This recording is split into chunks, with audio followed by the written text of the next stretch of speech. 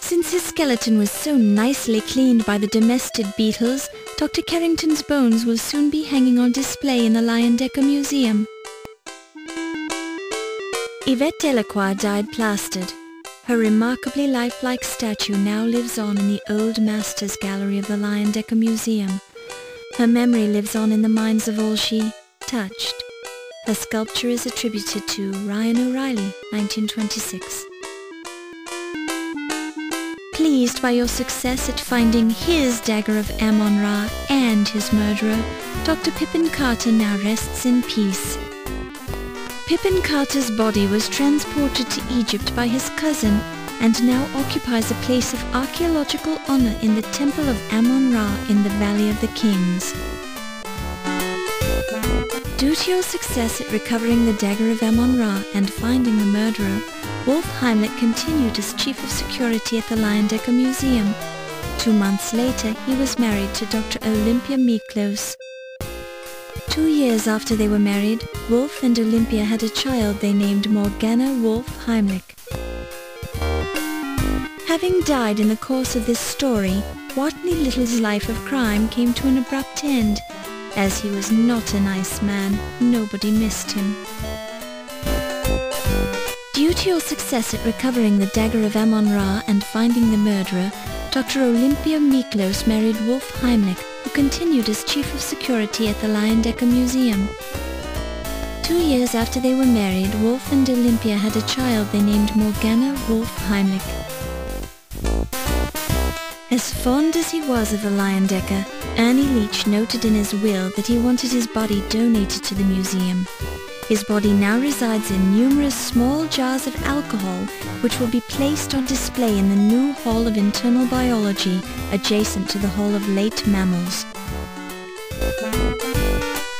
Dr. Ptah Tut Smith finally gave up on getting the Dagger of Amon Ra returned to Egypt. However, once it completed its US and European museum tours, it was returned to the Cairo Museum anyway. So, several years later, Tut died a happy man, even though his death was the result of an Egyptian cobra bite. After losing his head in the museum, Ziggy found himself unable to continue his criminal career. His head has been preserved and is now on display in the Life Mask exhibit at the Leyendecker Museum. Ramses Najir continued his successful career as an accountant and as head of the secret Egyptian cult of Amon Ra. With his strong high society ties, his accounting business made Ramses a millionaire in 15 years.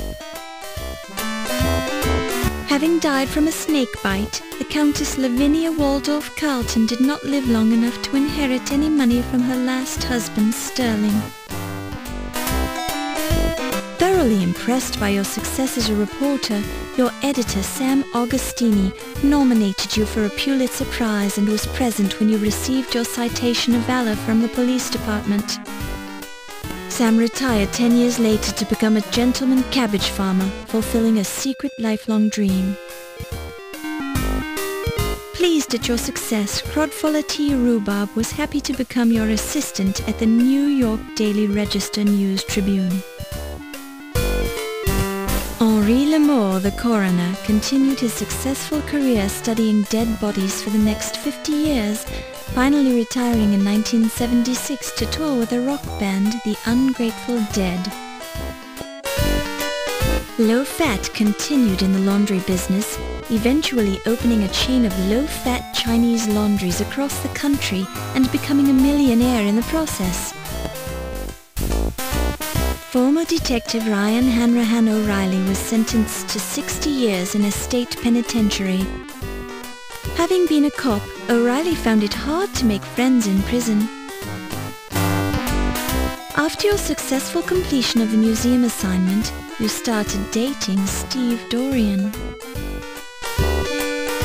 Thrilled with your success, John Bowe spent the rest of his life telling people what a wonderful daughter you were and how he had taught you everything you knew about criminology.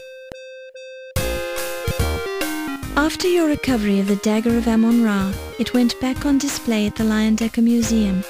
The large amount of press coverage drew many patrons to the museum to see the dagger. After 2 years on display at the Lion Dagger, the dagger exhibit continued on a tour of museums in the United States, Europe, and finally found its way back to the Cairo Museum in Egypt.